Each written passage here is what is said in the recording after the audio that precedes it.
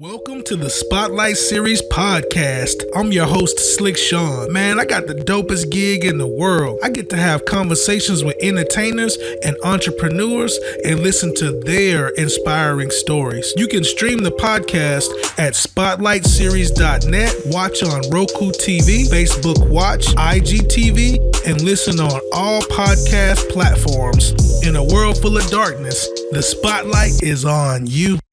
What's good, world? It's the homie Slick Sean, host of Spotlight Series podcast. Hey, yo, this brother right here, he needs no introduction. This dude right here is a filmmaker.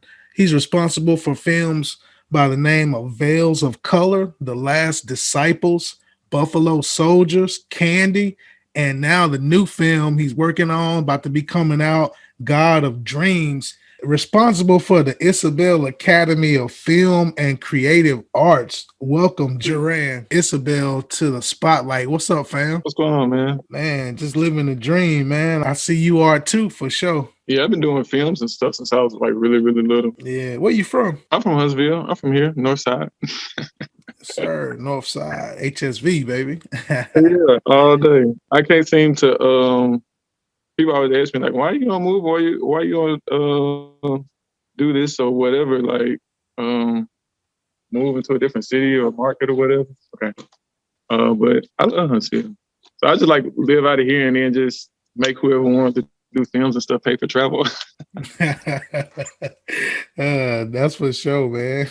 What got you into filming? I think it was just something I was kind of like born with. Because like my earliest memories was like maybe 3-4 years old, like recording with my dad's like camera. So I think it's just kind of more so like a God-given gift. It wasn't nothing like I picked up or thought like I could make money off of, or just get into it for hype purposes. It was just like something I always did. So It's even like we found over the pandemic, coronavirus lockdown or whatever, we was watching old tapes because my dad was like into like I don't think he was more into film. He just wanted like whatever the hottest on the street. So he was like the first that had like the camera, the little recording camera. Yeah.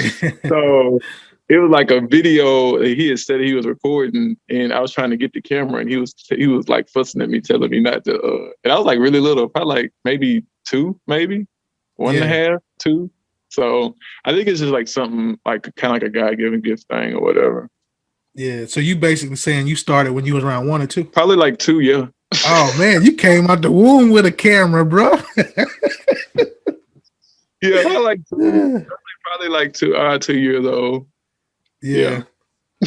What was your first camera?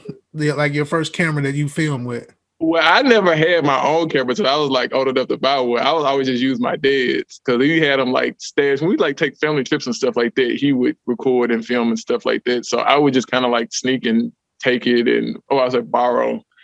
And do like little stuff, like little film, like little weird stuff in my room. Oh, that's all good, man. So you got like 4 or 5 films under your belt. What was your mindset? I had like the idea for it, like just the title. It's really strange because the title and stuff had came to me like 2 years ago, but nothing was attached to it. It was just a title. And I was like, what does that mean? Like, what does this mean? And so for the longest, I didn't even know like what the film was going to be about. I just had the title. And then I started like looking up different stuff about dreams and stuff like that. And then I was like, I don't really want this to be like, because I'm like a really spiritual person, So most of the stuff I do is either spiritual or has like some type of like spiritual like root up under it, or it has some type of like meaning behind it. So like, I don't want this just to be like some random movie about like the worldly idea of dreams. I wanted to actually have like a spiritual meaning behind it. So I was praying about it and just kind of like meditating on it. And this is like no joke. Out of the blue, like, well, the first thing I started praying and meditating about it, and then like God had clearly spoke to me and said, well, you know some stuff in the Bible about dreams. So I went and I started reading, like looking up, researching different stuff in the Bible about dreams or whatever. And so, because, you think like get ideas about stuff, you like Bible is not like the first source of inspiration for most, for most of the time. So I go and I start reading, and I'm like, I started reading the book of Daniel, and I was reading like how he had dreams, and he like had a dream journal, and he was writing his dreams down and everything. And that kind of blew me away because Like my middle name is Daniel and I have dreams. So that kind of like sparked something. And I was like, this is kind of cool. So I started, like reading more and just like praying and meditating. Still didn't have like any idea about the movie characters, nothing like that. And then like one day out of the blue, it's like the characters and everything just kind of started coming. And so like I started like typing or whatever, and it didn't stop. It would just kept coming. It just kept coming. Like I got so excited. Like I probably was more excited about that than anything before because I felt like I was tapping into something, bigger than me. So like the characters and the story stuff coming for 2, 3, 4 days straight, all the way. Like I had the whole film written script wise, like in less than a week. And that's top to bottom. That's no drafts, everything. So when I finished it, at the time, Candy was getting distribution through Urban Flicks. So I knew something told me, like when I get that script, it's like, this gonna be a test. So it's no lie, as soon as after I finished writing the script, I get an email from the guy from Urban Flick. Well, he's the CEO of Urban Flick. He was like, we want to set up a call for you. And I was like, here you go. So I was talking to my homeboy Joey about it. I was like, Joe, I think they're going to try to ask me to do a whole bunch of stuff for this Candy movie or whatever, like different sequels and stuff. Like, because Candy, like, boom, like they released it and it just went like crazy on social media and became like their number one. I saw that movie and all this stuff or whatever. And so when I finished this, like I knew God had gave me like the idea to do this movie. And I knew this was like a test to see like, okay, what you finna do is you finna like money grub and be like, saying for yourself, or you really gonna try to make this vision happen? Cause, And so here gonna phone call and they, we love Candy and we thinking about Candy 2 or Candy 3 or Candy the series and all this stuff or whatever. And I'm like, wow. I'm not completely opposed to it, but I just wrote this film and I need to make this film or whatever. And it was like, oh, just send it over. Like, we'll take a look at it. We really want to start a working relationship with you, blah, blah, blah, blah, blah. So I copyrighted it. And then I sent it to them or whatever. A week passed, 2 weeks passed, 3 weeks passed. I didn't hear anything. So I told Joe, I was like, I'm finna hit them up because they got my script and I know how the industry works. Like, people will steal your shit. So I was like, what's up? Y'all gonna make it or y'all not gonna make it? Like, what's going on or whatever? Why don't you think about selling us the rights to the movie first and then we'll think about doing some future work or whatever. Thanks for no thanks. Bye. They wanted the rights to your movie, Candy? Oh, my God. Like, wow. So, and then that really kind of hurt because it's like, that's what they wanted that from the jump. It's just, they were kind of like entertaining this whole idea about helping produce this new one to try to hook me in, to get me to do it or whatever. So then I told Joe, I was like, well, Joe, I'm going to make it anyway.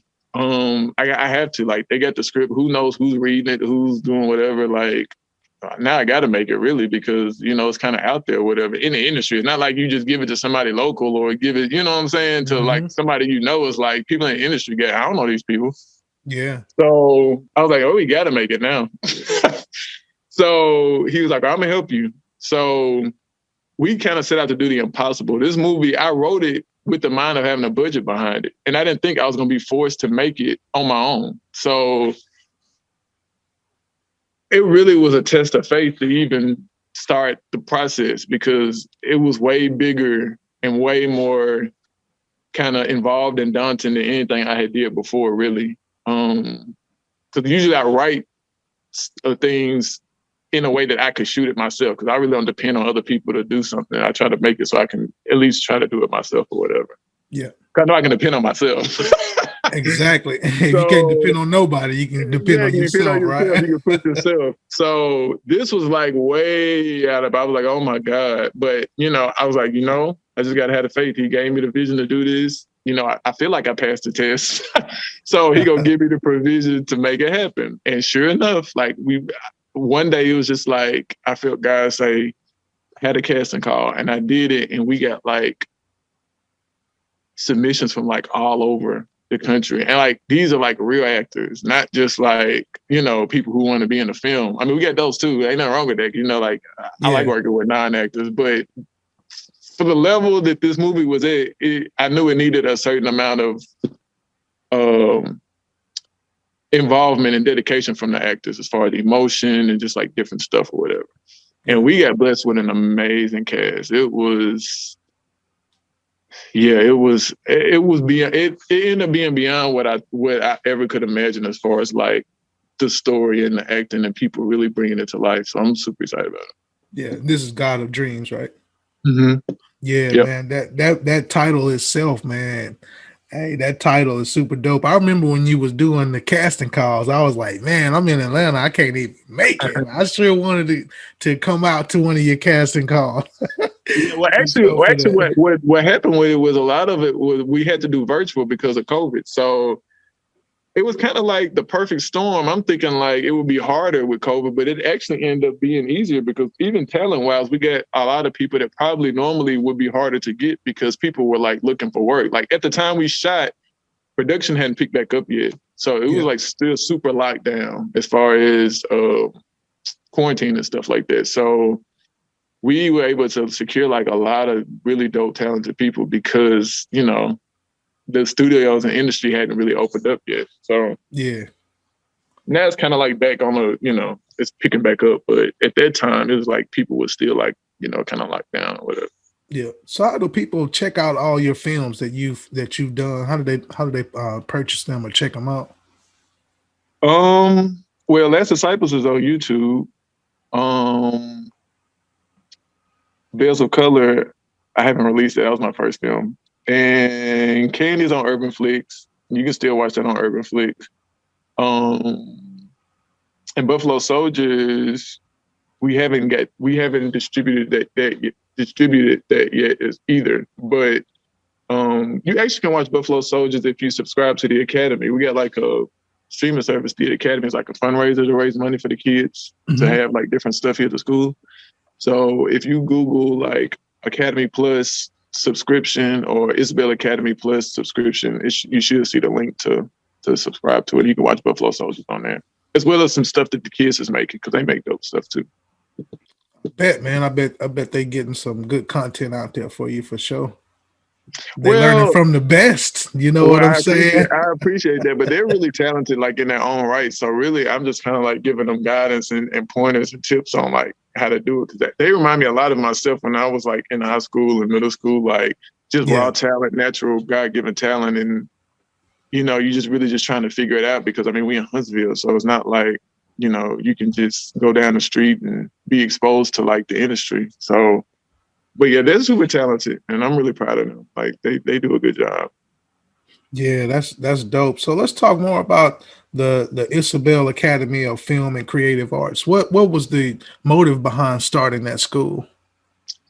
We always did community stuff, me and my brothers and, you know, friends and stuff like that. We were always doing stuff in the community. But every time we did something, it was always like we had to start from scratch because, you know, not having the back and not having people like in your corner immediately, you have to try to figure out ways of making stuff work, kind of getting out of the mud. So I was like, we got to find out a way to have like some type of home base. We do this community stuff where we get like, you know, work out of, because every time it was just like starting all over. And so, and then in conjunction with that, I always wanted to go back to, because I went to Johnson. And we had like the production class called JTV. And that's kind of like really what my safe haven when I was in high school is like, I could go there, be creative and kind of like really find my voice as a creator, like what I wanted to say, like what I was interested in, what I wanted to do. I know how important that was for me.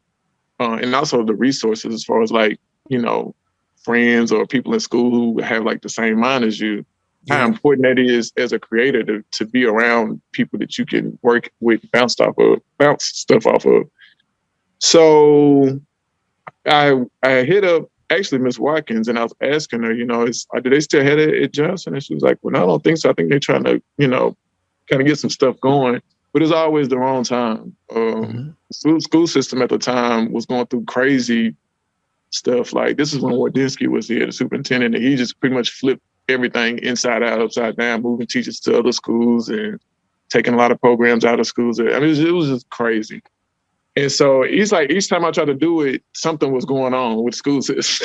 So I was like, Right. well, maybe it's not meant for me to do it in the school system. Maybe this is something I should be doing outside of that, just on my own or whatever. And then I started thinking about it. It's probably better because as a creative person and a spiritual person, I don't want anybody telling me what I can and can't do. Like Right. that's like the last thing I want to hear is you tell me something. If you tell me I can't do something, chances are I'm going to do it.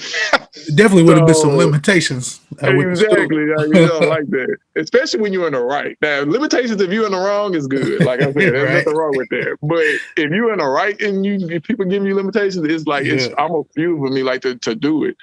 So I was like, it's probably better that we're not under any supervision or not to say we won't in the future, but at least starting off so people can see like this is what it is, and not have to compromise like your belief or creativity because somebody is nervous or scared or fearful about what's going to happen or whatever, which is the wrong attitude to have in film.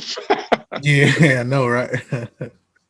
So what about the documentary that you did? I had a chance to sit down with you and chop it up with you for the documentary. When is that coming out, or what's your plans for that? Oh, with the Huntsville music.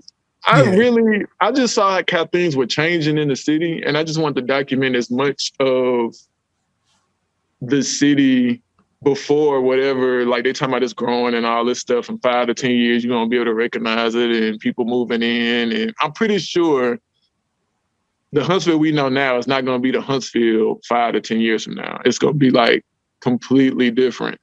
So I want to make sure we captured like the culture before whatever happened, somebody doing music or whatever blow up in 10 years and they think they invented culture in Huntsville. You know how it goes. Yeah. And it's like been going on, like even before I came on the scene, like people like 5, 10, 15, 20 years before I even was born, people were trying to build a culture and build the city up. So I just felt it was important to have those stories and have those narratives. I don't know when exactly. It's still a few people I need to get filmed actually that they really are essential to the story.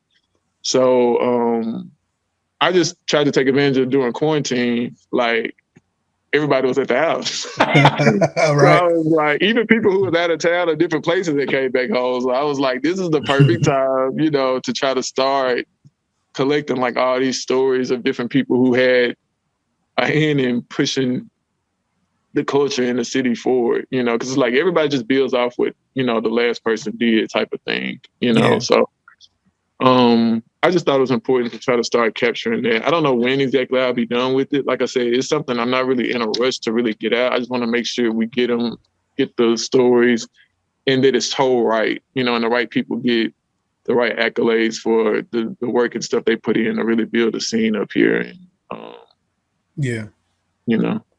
Well, definitely appreciate you for doing that, man, and telling that story, because you're right, man. 5, 10 years from now, somebody may blow up and think they put Huntsville like wasn't nobody doing nothing before they was. Exactly, like it was just like a wasteland, like right. And that's the thing about like music and art is like it's very ego driven. So people are really quick to like take credit or want credit. And I think that's one reason why, people do want to get on or put the city on, quote unquote, so they can like take all the credit. But for me, like I don't really see it as being about that. I'm more so about like, what are you saying?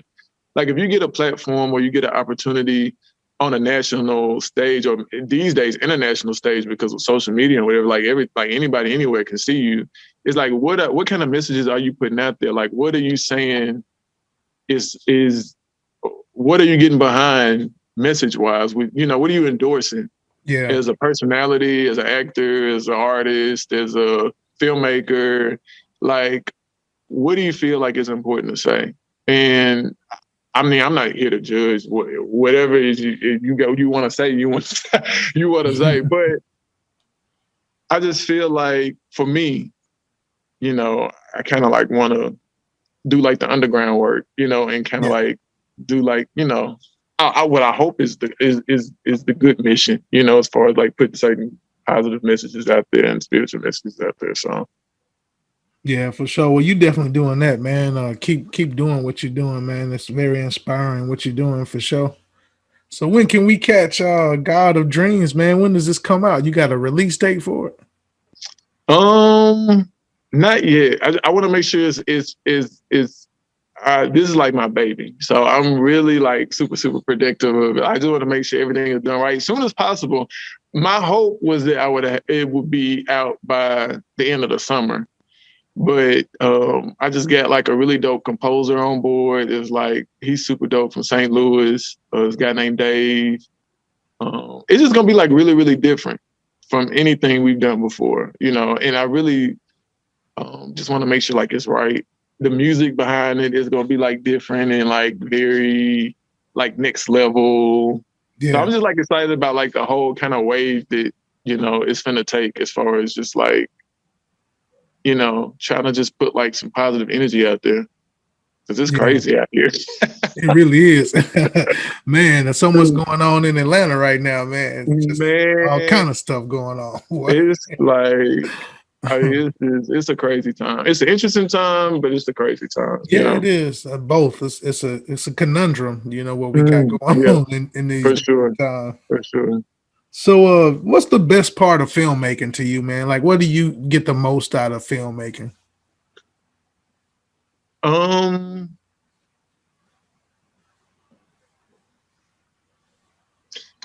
I think the process of it is like what I really like about it. In addition to like, we already talk about like, doing stuff with meaning and purpose.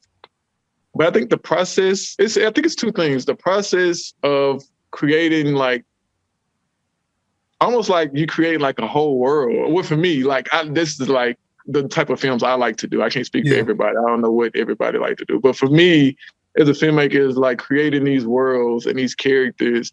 And it's like, almost like an escape, It's like an escape from reality. Almost kind of like the escape that you have when you watch a film, like you kind of like get absorbed in this world. It's like, it's like they're creating it, It's like that times 10 because like you're seeing how things really are, like the reality of stuff, whether it be like a house that you rented or like a band or just like what, like you see what it is in real life, but then just to take it and add in like these characters and set decorate. Like my brother, like David, super dope with like created like real places that the characters are living in, like water, like almost drunken up water bottles, like a third of the way full, and like just like the little stuff like that you kind of create in a world that the people that the characters are living in, and you breathing life into it. Just doing that.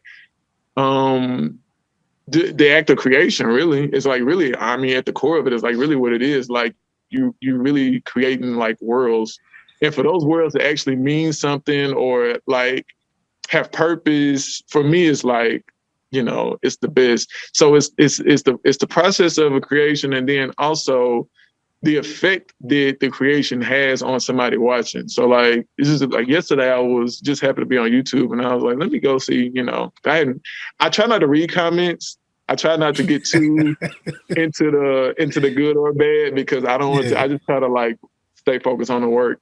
But I went on there and I was just reading like the comments of like the effect that it had on people, like spiritually, mentally, emotionally. And it's just like, you really changing people's lives and perspectives off of like something, it's probably the same thing as musicians, like as far as like you do a song and somebody say, well, this song kept me from committing suicide, or this song got me through somebody's death, or this song gave me the, motivation to go out there and do, something I always wanted to do. Is just like the immediate impact you have on somebody you don't even know is like really, really powerful. And for it to be a positive impact and not a negative impact, because it could go either way. You're right. Just like you can inspire somebody to do something positive, you can inspire somebody to go ahead and do some reckless. Man, for sure. Like, the responsibility, and people and artists kill me when they try to say like, well, it's not my responsibility to be a role model. It's like we want all the positive things that come with, doing it, but nobody wants to take the responsibility, exactly. So I think that's funny. Like the accountability, exactly. Like you can't separate yourself. Like, you can't separate yourself from your work. Like, it's impossible. People try to, and they like, well, this is just something I created. I have no responsibility, but it's a part of you. Like, unless you're a robot, right? pieces of you I are don't in know. It's it. funny because I feel like if you're an actor, you not held under that same light as a musician or artist. Like if Denzel go and shoot up like 40 something people in a film, and then you talk about shooting all kind of people on the song, it just seemed like they don't correlate it. Yeah, The I mean, same. You know what I'm I think saying? it's because it's with theater. Like, I think it's two things. I think one, with theater and film, like, people expect you to become somebody else or something else. So it's kind of like an expectation there that this person is becoming something, even though they might just be themselves. Like, there's plenty of movies I see actors and then you see them in real life, you're like, they ain't acting. Like, that's just really dope. But it's just the expectation you have for somebody to become something else, I think. Whereas with music, especially in hip hop and R&B, it's the exact opposite. Like, the expectation is that you're talking about something real and something that's really going on and something that you've done or seen. You don't look at it from that, from that film perspective. Whether that's fair, I mean, I agree. Like, because I feel like to a degree, music is kind of fantasy too. It's kind of like an illusion too. But the line is very much more blurred there than it is in the cinema world. It is. As far as, what's real and what's not real. But I agree with you. I think, but I also think we have a responsibility too, to, as far as actors, when Chadwick Boseman, when, Black Panther, when he passed, the stories that came out about him, like, not taking certain roles or not buying into certain stereotypes, like, I didn't even know that about him. Like, I just thought he was a cool actor, but you start really seeing his character, like, come out from people talking about him after he passed, and I was like, wow, like, that's really commendable. So while it's different as an actor, shooting him up, kill him or whatever, you still have the option to play those certain roles and put out that certain type of energy or not. So it still comes down to choice, whether, either way, either medium you go to, whether you're going to do certain parts, especially if you're talented. Like, if you've got a God-given talent and you're very persuasive with, they'll get all to start shooting people. You want to go get you a gun and go to, you know what I'm saying? Just because you're just that talented and you have that much influence, it is something to say about that. I feel like you still kind of have, like, a choice to make, and like I said, you can play either way. You can say, oh, this is a job, it's a check, I don't got responsibility, I'm not a role model. Or you can kind of like Chad did, like, pick up the torch and be like, yeah, I'm talented and I know I'm good, but I'm only gonna lend my talents to certain things I feel like are gonna uplift my people or, the human race in general, and not be a detriment to, people, So it's all about how you look at it and what you kind of like, where you kind of see yourself in it. I can't really judge either order. Yeah, it was real when he said that, man. When I was like, what? Like, I had so much more respect for him. Oh yeah. Not that I didn't already, but just that much It just more. makes you look exactly. It just makes you look at the person and the work in a different light. Like, you just respect it more. Yeah. So have you pitched any of your movies to Netflix? The thing about, like, I was like, one of the biggest illusions about the industry in general is like this whole thing of exposure and getting paid. I'm pretty sure it's the same thing in music. Like, it's a business, the music business, the film business. Like, I would love for it to not be a business and you can just make films all day long but people look at this stuff as like a business. So as a platform, you could get your film or whatever on a platform but not be getting paid nothing.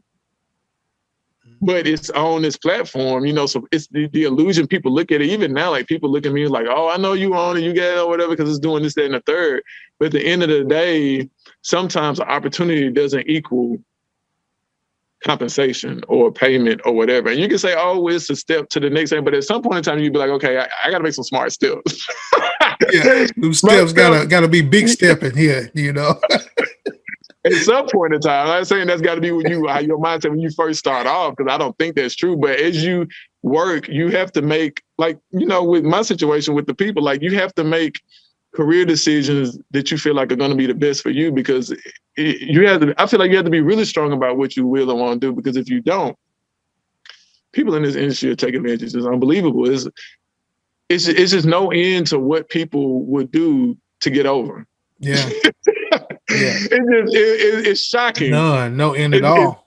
It's shocking the mentality that some people have, you know, as far as some of it is just unbelievable. And I'm not to say like I wouldn't mind being on there, but like whatever the opportunity would be, it would have to make sense. You know, Netflix is a great platform and I would love to be on there, but I just want us to be able to get, you know, a decent deal, you know, not to say you got to get hundreds of thousands of dollars or millions of dollars, but you just want to be treated fair, you know, and that's one thing that if you don't play by the rules, which I'm kind of like on the outskirts of the industry, you know, like I'm not really playing, you know, I'm not really the path to go. I'm kind of like trying to carve something completely different. It's not like you just get in the studio and you working your way up and you get in bed with this person or that person for a favor or that's a completely different world, you know, but it comes with its own rules and regulations and it's got a whole setup. You know, it's not just as simple as you just go here and you're going to do this. Like they got a whole culture like this completely, you know what I'm saying? Completely different from you just being on your own, being independent. Just like with music, it's the same thing. Like it's a completely different world doing independent music than you being on a label and having to deal with politics and having to deal with who moving up what and who doing what with who for what and the amount of money somebody getting or not getting. It's crazy. Like the industry is just crazy. So if you go into it thinking like, you know, people gonna be as nice as you are, like you're gonna be hurt quick because people they just want what they want at the end of the day. And as a business, that's cool, you know, but I'm just that person where I try to treat people fair. The people I work with, the people that work with me, I just want whatever it is done to be fair, you know, which is not the industry. That's not, and it's not businesses in general, you know, it's just like not business. I mean, sad to say, but life is just not like that for the most part. So, you know, it's a tough task, but I'm up for a challenge. Right. You know, for the most part, it's all about blazing your own trail. And then like a lot of people, they think about, they equivalate success to money, but a lot of times success comes first, you know, and the money is just a byproduct of being successful. So you're exactly right. And then also just like managing, you know, whatever success you get on whatever level, it's just like managing money wise, is managing what you have. And if you have to reinvest back in yourself or actually put up the money yourself for a film you're doing or a project that you're doing, it's frustrating to a degree because people look at it and think it's something that it's not, you know, and I know it's not because I see it. And then my job is to create something from nothing. So I know the reality of how stuff is, you know, so, but you know, it's part of it. It's part of the allure that people have to get in the industry. You know, it's a part of the process, you know? Yeah, for sure.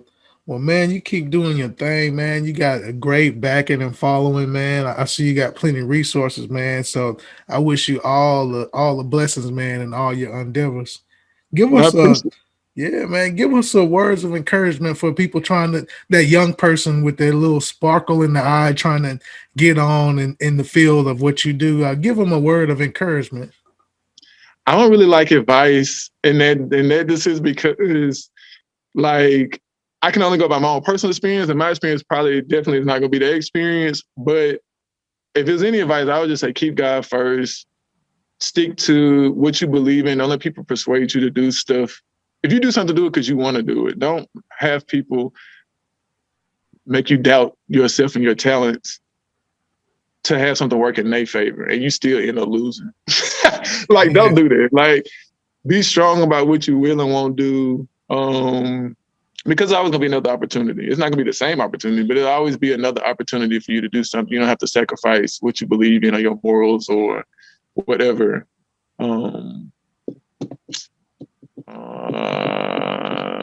Don't be afraid to believe in yourself and trust in, what you have. Don't talk to a lot of people about what you want to do. If you want to do it, just do it. Pray about it first. And if it's in God's will, just do it. Unless they try to give you money or back you some type of way. Like, it's no reason for you to try to, doubt something that you really strongly believe in, because chances are people not going to care. I mean, that's sad to say, but people don't care. That's just like, unless it directly affects them, like, they don't care what you're doing. Yeah. So, do that for sure. Invest. Don't be afraid to invest in yourself, before you reach out to anybody else. Like, that's kind of funny when I be seeing people like complaining about people not supporting them. It's like, but they not even. How much are you putting in yourself, right? Yeah, and it's like, you're not even like, you got to be first. Like, and that really, honestly, that really determines a good idea or a bad idea. Like, if you get to put 5, 10, 15, 20,000 into something you're doing, like, you're going to think twice. You're going to think a couple of sometimes about what you're doing, opposed to just like out here, just throwing something out there, right? Yeah, absolutely. So definitely that. And I say just keep God first. I'm a spiritual person, so I'm always going to, be on that. And I say I'm perfect. I'm just like everybody else out here fucking up and, doing, but I try to keep God first in whatever I'm doing project-wise. Because I know the type of stuff we do is like damn near impossible. So without him, like, they don't gotta work. Like, these movies don't gotta be done. Right? You know what I'm saying? Like, it's a blessing really to the amount of. It's almost like having a baby. Like, the amount of stuff that could go wrong. Like, you got like everything working against you. Mm-hmm. Like the amount of things that have to line up for it to happen is almost a miracle. You know what I mean? Like hitting the lottery, man. Almost. Oh my God. Like, seriously. Like, from concept to actually finishing the film, the amount of schedules that have to line up, people that have to be involved, people who dedicated that's not going to drop out in the middle of your main character just drops out in the middle of your project. Like, then what do you do? It's just like the amount of things that have dealing with the attitudes and personalities, man. Oh, the egos. And like I say, in this industry, that's what you're dealing with. Unless you get really sweet, like, talented people. Like, I've been blessed with some really great people to be a part of and a lot of it come from casting, just having discernment, like I said, and praying about like what you're doing. Lord, please bring the right people in place to make this, because bad attitude, you're right, bad attitudes and egos or somebody's spirit bad, that junk of it'll spoil everything, man. It'll seep out and you turn around and this person is saying this is going on, and you like, it's like alternate realities. That's a good way to put it. You're right.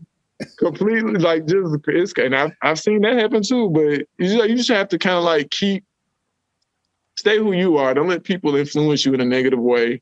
And eventually they'll see if you're a good or a bad, character-wise. Eventually it's gonna come out. Like, you got to worry about that. Like, if somebody not doing you right, or whatever, money-wise or whatever, like, eventually you're going to find out. Like, you ain't got to try to, defamate somebody's character. All you got to do is be patient and wait and see, to see, like, if it's but unfortunately, like you said, you have to deal with a lot of negativity and, like, a lot of different people in the industry. You just have to stay who you are. And eventually people will see, if you stay who you are and stay of good character and good cheer, eventually people will see, like, oh, I guess I was wrong or whatever, Yeah. Man, that's dope, man. Well, I appreciate you for stopping through, man, taking time out of your schedule, man. I know things are jam-packed for you. Thank you, man. And I wish you all the blessings on everything you do, fam.